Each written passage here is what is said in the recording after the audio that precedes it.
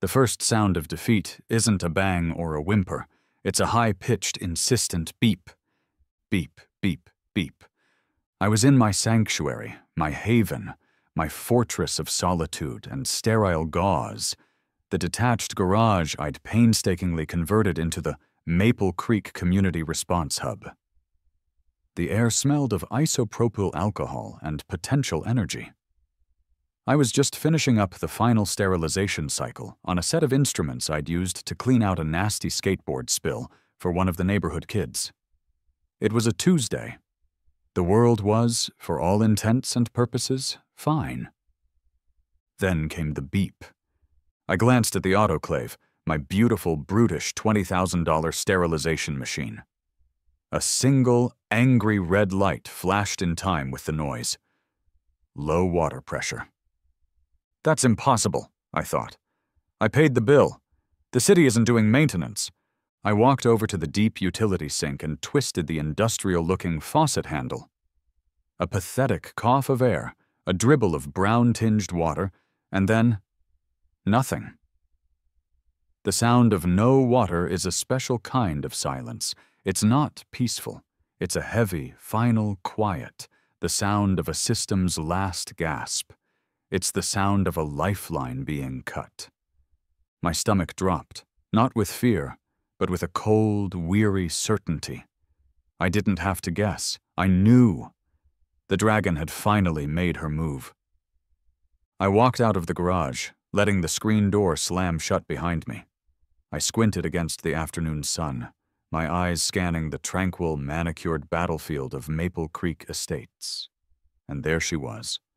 Across the street, standing next to the green utility box that housed the water shutoff valves for my side of the street, was Brenda Carmichael, president of the Homeowners Association. She was wearing her battle dress uniform, crisp white capri pants, a pastel polo shirt, and a visor that seemed to permanently surgically attach to her head.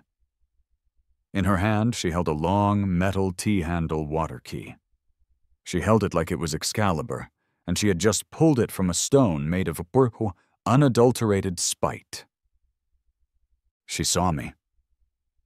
A slow, deeply satisfied smirk spread across her face. It was the look of a chess player who had just put her opponent's king in check. Then, with a theatrical little flourish, she gave me a tiny, mocking wave. I didn't wave back. I didn't shout. I didn't run over to plead my case. I just stood there on my driveway, the angry beeping of the autoclave a soundtrack to the declaration of war. Inside my head, a calm, familiar voice, the one I'd honed over 15 years as an Army combat medic, started a running commentary. All right, Sergeant. Hostile actor has disabled critical infrastructure. Assess, adapt, overcome.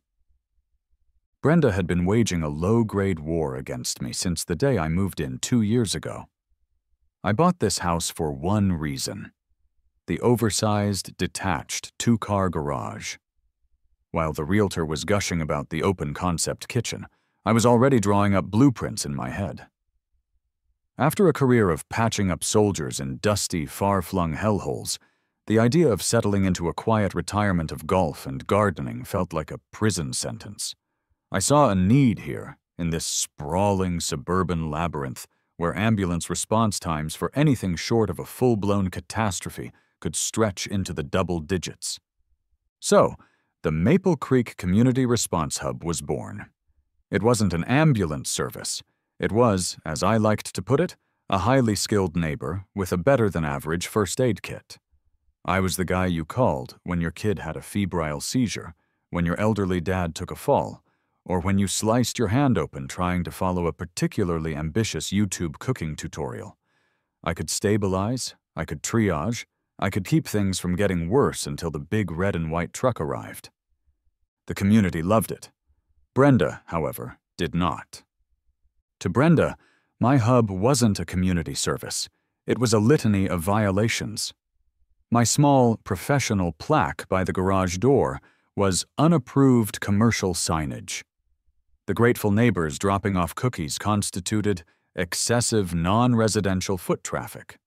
The neatly coiled, heavy-duty extension cord I used to jump a car for the guy next door was unseemly equipment visible from the street. Her weapons were laminated notices, passive-aggressive comments at the mailbox, and furiously scribbled notes in the little pad she carried everywhere. She was the queen of Section 7, Paragraph 4B, a tyrant of trim, a dictator of door colors. Just last week, I'd helped Mrs. Gable's cat, Patches, down from a tree. It took a ladder, a can of sardines, and about 10 minutes. Brenda had watched the entire operation from her window, her pen moving like a seismograph needle during an earthquake. I was pretty sure there was now a bylaw against unauthorized feline rescue operations. I knew, with the certainty of a man who knows his enemy, that the water main was her nuclear option. My sterilization unit was the heart of my operation. Without it, I couldn't guarantee my equipment was safe. Without it, I was shut down. And as she stood there, preening in her victory, she expected a fight. She wanted me to yell, to argue, to give her the satisfaction of seeing me flustered. She thought she'd cut my legs out from under me. What Brenda didn't understand, what she couldn't possibly comprehend, is that when your entire career is based on contingency planning, you don't just have a plan B. You have a plan B, C, D, and a whole alphabet of backup plans after that. My plan B for Brenda was buried 2 feet beneath her prize-winning petunias. Ignoring her completely, I turned and walked with a calm, deliberate pace, not to my front door, but to the garage attached to my house, the one where I kept the real tools. I flung open the door, revealing a pegboard wall of organized chaos. My hands moved with purpose. Heavy-duty shovel, check. A specific set of large pipe wrenches, check. And finally, a strange, heavy, pre-assembled contraption of valves and high-pressure hosing that I called the In Case of Karen kit. I strode past Brenda, who was now shouting something about bylaws and common property. Her voice was just background noise. I wasn't walking toward the little green box she had commandeered. I was walking toward a different spot on the grassy parkway between the sidewalk and the street. A small, unassuming patch of turf that looked like any other. When I'd first moved in, I'd done my homework. I went down to the city planning office and got copies of the original utility maps for the subdivision, the ones from before the HOA even existed. And I found it. The main 6-inch city water line, a glorious artery of municipal power, ran right under that grass strip. Crucially, it ran there before it branched off into the smaller, 1-inch lines that fed the individual houses, the lines the HOA had control over. I'd found the city access point weeks ago, a small, round metal plate hidden just under the sod. Brenda's shouting grew more frantic as I slammed the blade of the shovel into the pristine grass. "What do you think you're doing? That's common area. You can't dig there. I'm calling the police." "Go ahead," I muttered under my breath, my back to her. "Tell them it's a plumbing emergency." The whole operation was timed in my head like a mission. Minute 1. The sod came up in a neat square. I tossed it aside. A few more scoops and I hit the metal plate. I wedged the shovel tip under it and pried. It came up with a satisfying thunk. Below it was the large, formidable city access valve. Brenda was now speed-walking toward me, her phone out, presumably filming for evidence. Minute 2. I was in the shallow hole. I locked the massive pipe wrench onto the valve's spindle. It hadn't been turned in years. I put my weight into it. For a second, nothing. Then, with a groan of protesting metal, it began to turn. Brenda shrieked as a geyser of muddy water and compressed air shot up, spattering her precious white pants with the dirt of the common man. "You're breaking it! You're breaking everything!" Minute 3. Now for the magic. I grabbed my custom-built bypass assembly. It was a thing of brutalist beauty, a heavy-duty T-joint, a ball valve, and a series of connectors I'd machined myself. I wrestled it into the gusher, threading it onto a secondary port on the main valve housing. This was the part that required some grit. The water pressure was immense, trying to push me back, soaking me from head to toe in cold, muddy water. I looked like a swamp monster rising from the suburbs. Minute 4, the bypass was locked on. I grabbed the end of the high-pressure hose I'd connected to it and sprinted back to my house, unreeling it as I went. I screwed the other end directly onto the external spigot on my wall. It was a direct, unfiltered, unregulated connection to the city's main water supply. I had created a new reality, one where the Maple Creek HOA simply didn't exist in my water's chain of command. I twisted the ball valve on my contraption. There was a loud thump as the hose pressurized, and then I heard it. From inside the garage, the high-pitched beeping stopped. Silence. A beautiful, water-filled silence. I stood up, drenched, covered in mud, and probably in violation of a dozen ordinances Brenda was at that very moment looking up on her phone. I walked into my house, straight to the kitchen, and pulled a tall, clean glass from the cupboard. I filled it to the brim from the tap. The water pressure was fantastic, better than before. Then I walked back out my front door and stood on my porch.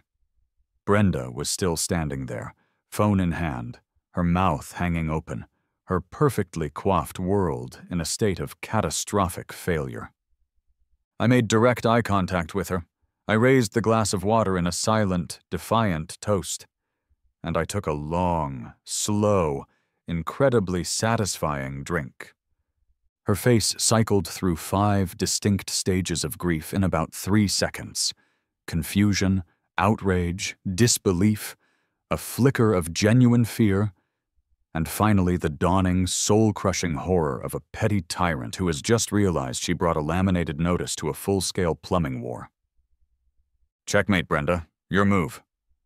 Brenda's move, as expected, was to outsource the problem to people with badges and guns.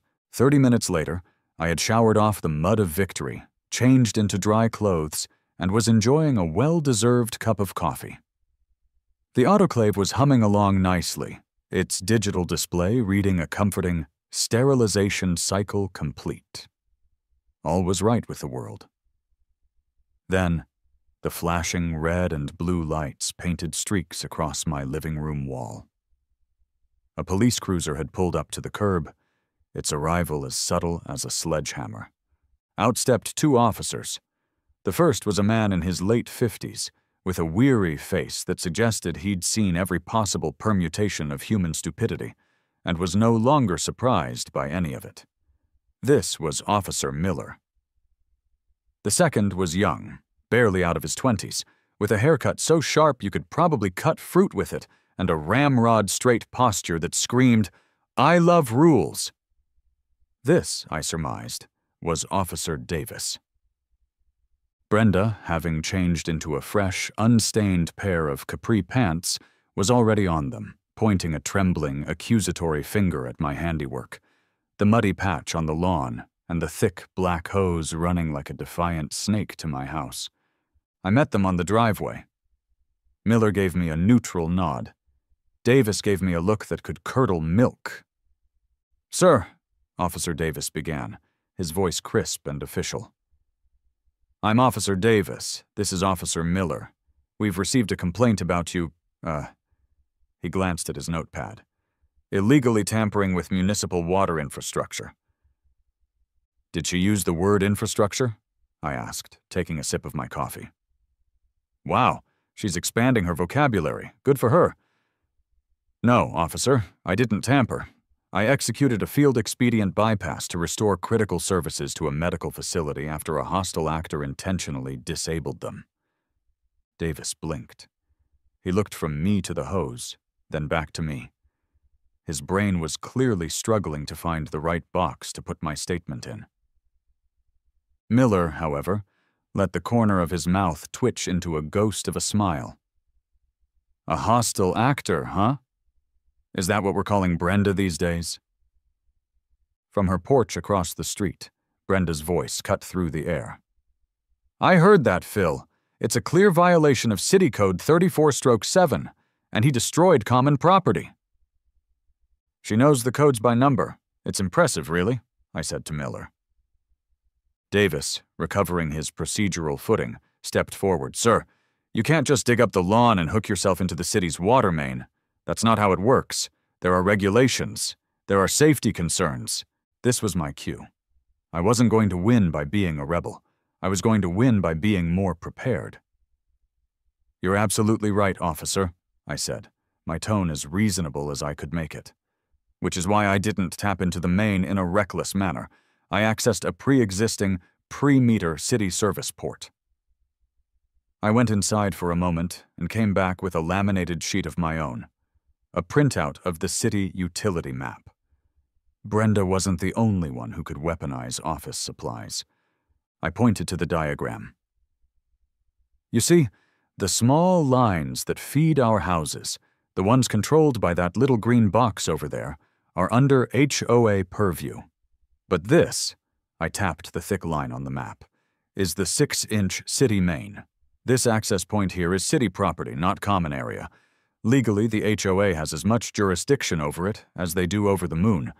A private citizen, Miss Carmichael, used HOA equipment to interfere with my utility access. I used my own equipment to re-establish it via a secondary city-controlled route. Davis stared at the map. His rigid, by-the-book world was starting to show cracks. This wasn't in the Academy textbook. Miller, on the other hand, looked genuinely intrigued. He leaned in, studying the map. Well, I'll be damned. So you're saying she shut off your water and you just went around her? Essentially, yes. My garage there functions as a volunteer first response station for the neighborhood. I have medical equipment that requires sterilization. When she cut the water, she didn't just inconvenience me, she rendered a community health resource inoperable. I took the most direct action available to rectify the situation. A first response station? Davis asked, his suspicion shifting slightly to confusion. That's what he does, Miller said, straightening up. He looked at me. My mom lives over on Elm, Agnes Miller. You checked on her last winter when her heat went out. She's a sweet lady, I said. Just wanted to make sure her oxygen concentrator had its battery backup. Miller nodded slowly. He turned to his partner. See, Davis? It's complicated. He then looked back at me, his expression turning serious again. Look, what you did here is unorthodox. The city's water authority is probably going to have a fit. Brenda's already called them, I'm sure. You're going to have a fight on your hands. I'm counting on it, I said. For now, Miller continued, I don't see a specific criminal statute you violated. It's a code enforcement issue, a civil matter. We're not here to be a plumber's referee. He shot a pointed look at Brenda's house. We're leaving, but I'd get a real contractor out here to make this look a little more official. That hose isn't a permanent solution. As they walked back to their car, Miller paused and spoke to me quietly, with Davis out of earshot. Listen, Alex, I'm not saying what you did was by the book, but it's good knowing you're here. Seriously, just try to win this one with paperwork if you can. It's less messy. He gave me a solid nod, got in his car, and they drove away, leaving me on my driveway with a temporary victory and the promise of a much bigger war to come. A war of contractors, permits, and bureaucrats. A war I intended to win. The first step was calling in the heavy artillery. The next morning, a vehicle rumbled down my street that made the police cruiser look like a toy car. It was a late 90s Ford F-250, a magnificent beast of faded red paint, honest rust, and pure, unadulterated American steel. It had a lumber rack, a toolbox the size of a casket, and it sounded like it ran on gravel and sheer willpower. Gus Kowalski had arrived. Gus was a semi-retired contractor in his 60s, a mountain of a man with a grizzled beard, hands like catcher's mitts, and a deep-seated hatred for all forms of petty bureaucracy, especially homeowners' associations. I'd met him when he did some work on a veterans housing project I volunteered at. We'd bonded over our shared belief that most problems could be solved with the right tool and a refusal to back down. He heaved himself out of the truck, surveyed the scene, the muddy patch, the black hose running to my house, Brenda's curtains twitching across the street, and a slow, broad grin spread across his face. "Well, well, well," he rumbled, his voice a low baritone. "The dragon lady finally did it, huh? Cut your water off." He walked over and kicked the hose gently with his steel-toed boot. "And you tapped the main. Direct action. I like it. Reminds me of '82 when the county tried to put a sewer easement through my dad's workshop. We introduced them to a backhoe and a case of beer. They found a different route." "I need to make it permanent, Gus," I said, handing him a coffee. "And legal. Or at least so legal-looking that it's too much trouble to fight." Gus took a sip, his eyes twinkling. "Ah, the sweet spot. Permanent and legal are two different things, son. But making something so permanent that making it illegal is too much damn paperwork? That's not just construction, that's art. Let's take a look at the battlefield." We spent the next hour walking the property. I showed him the city map. He poked at the ground, kicked at the curb, and stared at Brenda's house with the intensity of a general planning an invasion. "Okay," he said finally, pulling a crumpled notepad from his flannel shirt pocket. "Here's what we're gonna do. This hose is cute, but it's an invitation for trouble. We're going to give you a whole new line. A dedicated 1-inch copper line, straight from that city access point, under the lawn, under your driveway, and piped directly into your garage. A brand new independent water supply. We'll give it its own meter and everything. By the time we're done, the HOA will have absolutely zero connection to your hub's water. We'll cut them out of the equation entirely." "That sounds expensive," I said. "It is," he admitted. "But the look on her face when she realizes she has no more power over you? Son, that's priceless. We'll call it a veteran's discount." The real challenge, he explained, was the permits. We couldn't just start digging a trench across a common area without the city's blessing, or Brenda would have us shut down in an hour. "Leave that to me," Gus said with a conspiratorial wink. "I've been dealing with the city permits office for 40 years. I know all the gatekeepers. The key is to use the right language. You don't ask for a permit to install a new water line. You submit a plan for legacy utility access point remediation for critical service continuity." "That sounds like complete gibberish," I said. "Exactly," he boomed, slapping me on the back. "Bureaucrats love gibberish. It makes them feel important, and it's too confusing to deny outright. They'll just stamp it to get it off their desk." He got on his phone right then and there, leaning against the fender of his truck. "Yeah, Phil, it's Gus. How's the wife?" "Good, good. Listen, I got a weird one for you. Down in Maple Creek. Got a residential emergency utility remediation. Pre-meter. Yeah, legacy infrastructure is what it is. The existing HOA junction has been, let's call it, compromised. We're establishing a dedicated continuity line to a home health support station." He listened for a moment, then winked at me. "What form? The 7B? Nah, Phil, this is a clear 9 Delta situation. You know, for public health continuity. Trust me, just push it through for me. I'll owe you a beer." He hung up the phone. "He'll do it. He has no idea what a 9 Delta is. I made it up, but he doesn't want to admit that. The permit should be approved by tomorrow." My phone buzzed in my pocket, a number I didn't recognize. "Let me guess," Gus said. "The Water Authority," I answered. "This is Alex." "Mr. Alex," a weary voice sighed on the other end. "This is Frank from the City Water Authority. I'm calling because my desk has suddenly been buried under a lot. I have a report here of an unauthorized tap on the Maple Creek main. I have 17 emails from a Miss Brenda Carmichael, each with multiple attachments. And I have a permit request from a Gus Kowalski that appears to be written in a language only he understands. Can you please tell me what, exactly, is going on over there? This was the next front in the war. I took a deep breath. Certainly, Frank, it's quite simple. To put it in your terms, a private citizen, acting as an agent of a non-municipal entity, interfered with the water supply to what functions as a volunteer medical aid station.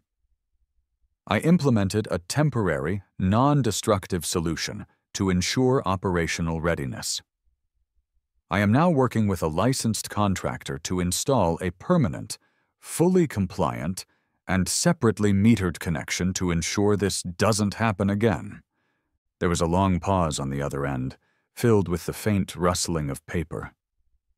I imagined Frank in a gray cubicle, surrounded by teetering stacks of files, a man whose entire world was governed by rules and forms. "A medical aid station?" Frank asked finally. "In your garage? That requires a different set of forms." "I'm happy to fill out any forms you have," I said, my voice dripping with cooperation. "In fact, I'm compiling a community health impact report that I can send over to you this afternoon. It should clarify the public service nature of my facility." "A community health impact report?" "Yes, Frank, with signed testimonials and everything. I'll email you the PDF." I hung up the phone and looked at Gus. He was beaming. "A community health impact report. Oh, that's beautiful, kid. You're learning. We're going to bury her in paper." And that's what I did.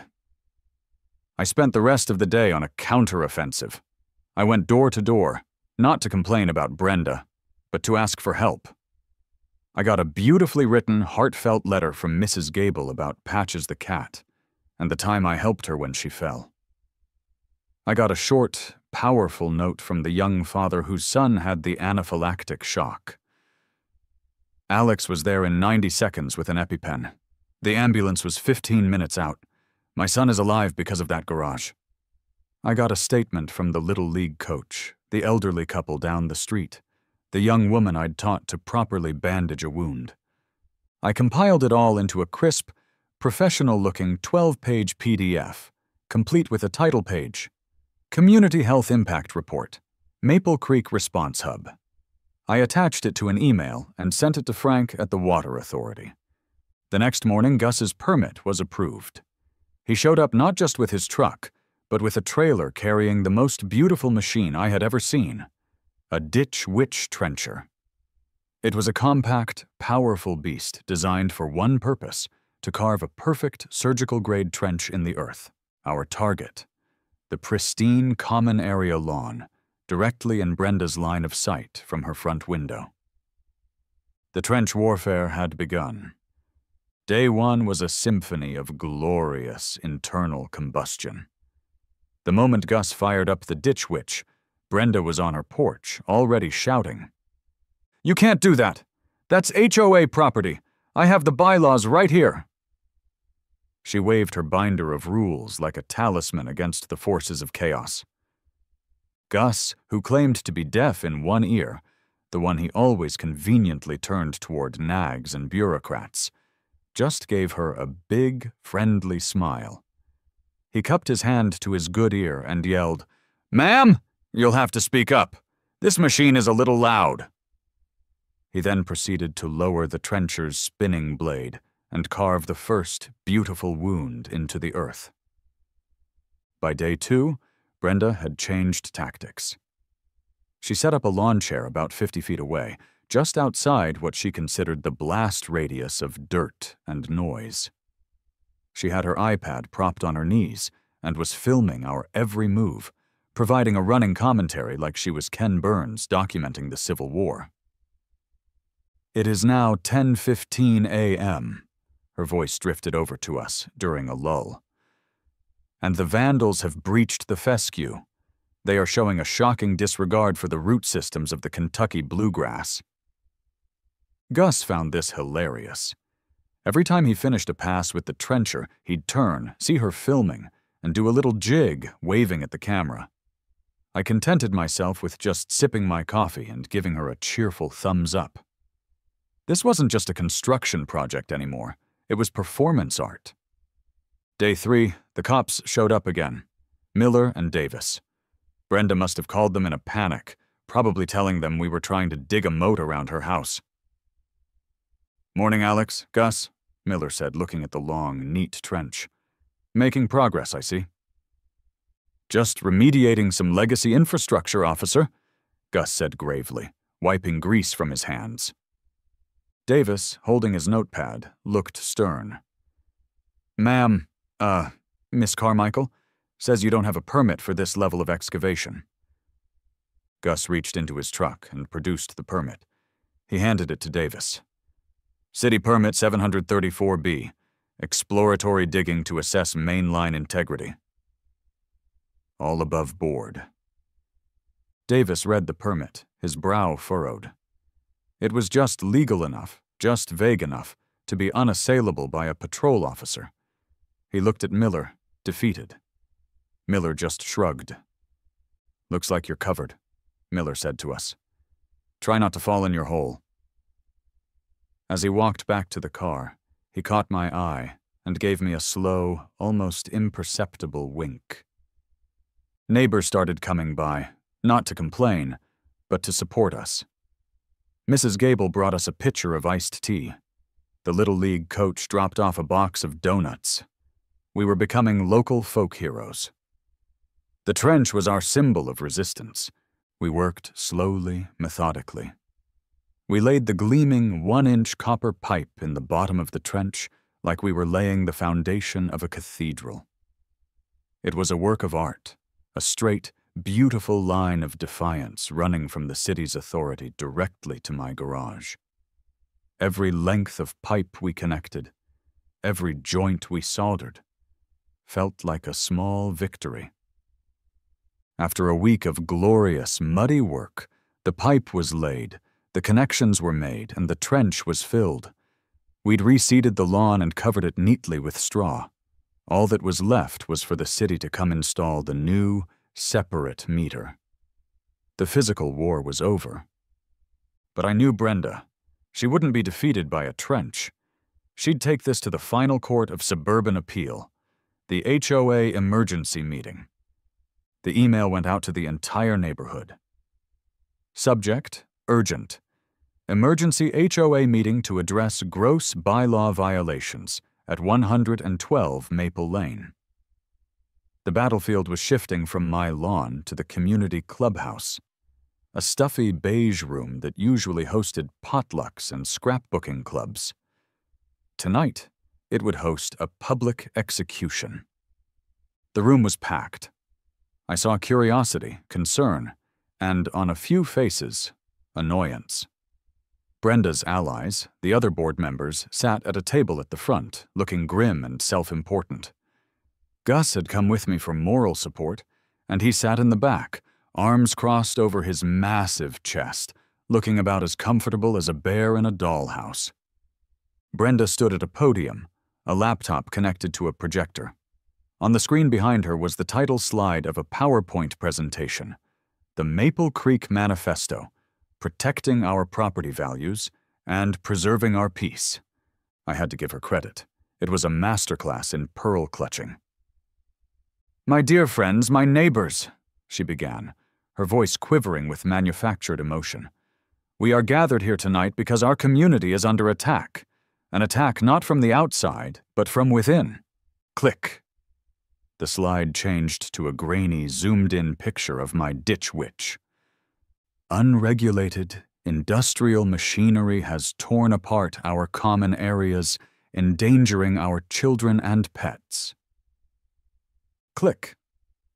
A photo of the muddy trench, looking like a scar from World War I. "Our pristine lawns, which we all work so hard to maintain, have been vandalized." Click. A slide with a dizzying array of bylaw numbers and legal jargon. Section 4B, Article 9, Covenant 12A. "But this is not just about a lawn," she continued, her voice rising. This is about an illegal, unlicensed, and dangerous commercial operation being run out of a residential garage. She went on for 10 minutes, painting me as some sort of back-alley surgeon, a menace who was single-handedly dragging down property values and turning Maple Creek into an industrial wasteland. Therefore, she concluded, her voice ringing with authority, the board proposes the following actions. First, a series of fines levied against the property at 112 Maple Lane, totaling $10,000 for the willful destruction of common property and repeated bylaw violations. Second, a formal cease and desist order to be delivered by the HOA's legal counsel, demanding the immediate and permanent shutdown of the non-residential activities being conducted in the garage. She looked out at the crowd, her eyes gleaming. All in favor of protecting our community and approving these measures, please raise your hands. A knot formed in my stomach. I saw hands start to go up. The board members, of course. A few of Brenda's known cronies. Then a few more, neighbors I didn't know well. People swayed by her talk of property values and regulations. It looked bad. It looked like I might actually lose. Before she could count the votes, I stood up. The room went quiet. "Brenda," I said, my voice calm and even. "You can put the clicker down. I don't have a PowerPoint." I looked out at the faces of my neighbors. "She's right about one thing. I dug a trench. I disrupted the peace. I violated the aesthetic harmony of the bluegrass. But before you vote, I'd like to ask a few of my neighbors to tell you why." I nodded toward the back of the room. After a moment's hesitation, Mrs. Gable, clutching her purse, slowly stood up and made her way to the front. She was terrified of public speaking, but she was more terrified of losing the one person who checked on her. I'm Eleanor Gable. I live at 145 Maple Lane," she began, her voice trembling slightly. "Last February I fell in my kitchen. I couldn't get to my phone. But I have one of those alert buttons Alex gave me. I pushed it, and he was there in 2 minutes. He made sure my hip wasn't broken, he helped me up, and he stayed with me until my son could get there." She looked at Brenda. "That excessive foot traffic you complain about? That was my son coming to take care of his mother? That unapproved sign on his garage? That's how a first responder knows which house to go to in an emergency. You're not protecting property values. You're trying to shut down the best neighbor I've ever had." She sat down to a smattering of applause. Then the young father from down the street stood up. He was angry. "My name is Tom. My son has a severe bee allergy. He was playing in our backyard, he got stung, and his throat started to close up. The 911 operator said the ambulance was 15 minutes away. 15 minutes. My wife was screaming. I was panicking." He pointed a finger at me. "Alex was there in 90 seconds with an EpiPen. He administered the shot, he kept my son calm, he kept me calm until the paramedics arrived. They said he saved my son's life." He glared at Brenda. "So you go ahead and vote to fine him $10,000 for his trench. But you can send the bill to my house. I'll pay it. A small price to keep my son alive." The mood in the room had shifted. It was palpable. The hands that had been raised were slowly, almost shamefully being lowered.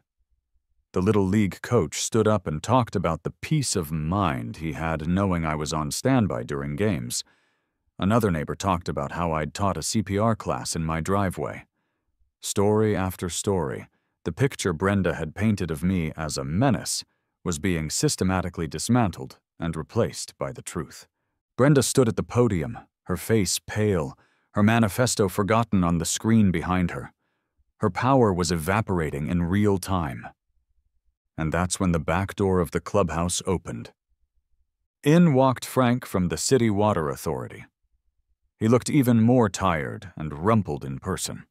He was holding a manila folder and looked deeply uncomfortable being in a room with so much raw human emotion. Brenda's face lit up with a final, desperate hope. The cavalry had arrived. "Finally!" she exclaimed. "A city official! Frank, please tell these people. Tell them about the illegal water tap.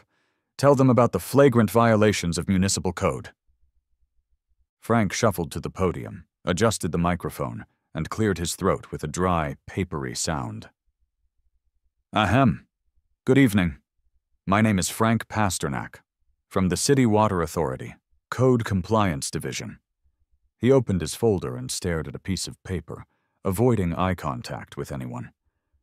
"After a thorough review of the situation at 112 Maple Lane," he began in a flat monotone, "which included an analysis of Mr. Kowalski's creative permit application and a review of Mr. Alex's rather comprehensive community health impact report. The city has made a determination." He paused, taking a slow sip from a bottle of water. The entire room held its breath. "Our Historical Plat Map Division has discovered an old pre-development utility easement dating back to 1968. This easement grants the city and its designated agents right-of-way for the installation and maintenance of emergency utility access." He looked up from his paper for the first time, though not at Brenda, but at the ceiling. "Mr. Alex's new water line falls entirely within that historical easement. Therefore, its installation is permissible." A quiet gasp went through the room. Brenda looked like she'd been struck by lightning, but Frank wasn't done. "Furthermore," he continued in the same dull tone, "given the demonstrated public health benefit of the, facility, and in light of the community testimonials, the city has decided to officially recognize the new connection. To do so, we've had to invent a new classification, as this situation is unprecedented." He looked down at his paper again. "The garage at 112 Maple Lane is hereby classified as a Residential Public Service Ancillary Unit, or RPSAU. As such, it is entitled to an independent, non-HOA regulated utility connection." He finally looked at me. "It's a new designation. There's a new form for it. The 12C. I'll need you to come down and fill it out sometime next week." He closed his folder. The final nail had been hammered. Brenda had been beaten, not with passion or anger, but with the very weapon she held so dear: bureaucracy. She had been out-bureaucrated. She just stood there, speechless, her mouth opening and closing like a fish. Her manifesto was still on the screen behind her, a monument to a lost cause. I looked over at Gus. He caught my eye and mouthed a single, perfect word: checkmate. A week later, the new grass was starting to sprout over the path of the trench. Next to my garage, a brand new official city water meter was installed, gleaming in the sun. It was clean, professional, and, most importantly, permanent. My backyard was filled with the smell of grilled burgers and the sound of my neighbors laughing. We were having a small celebration. Gus, a beer in hand, was manning the grill, telling a captivated audience the story of the Great Trench War. Officer Miller was there, off duty, chatting with the young father whose son was now running through the sprinkler. Mrs. Gable had, of course, brought her famous banana bread. There was no sign of Brenda. The for sale sign had gone up in her yard 2 days ago. Word was she was moving to a condo downtown, one with no lawn to worry about. A new, much more reasonable neighbor had already been elected HOA president in a landslide.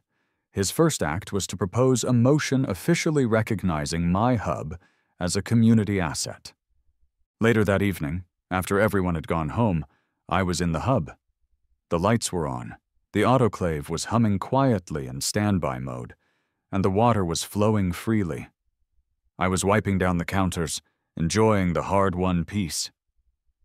That's when the emergency radio on my desk crackled to life. "Community Hub, this is dispatch. We have a report of a cyclist down at the corner of Maple and Oak. Minor injuries reported, but he's shaken up. Can you respond?" I grabbed my pack from its hook by the door. Some things, I thought, never change. But some things do. And sometimes, all it takes is a shovel, a good contractor, a few good neighbors, and one person who pushes you just a little too far. "Hub is en route," I said into the radio, a small smile on my face. "Time to go to work."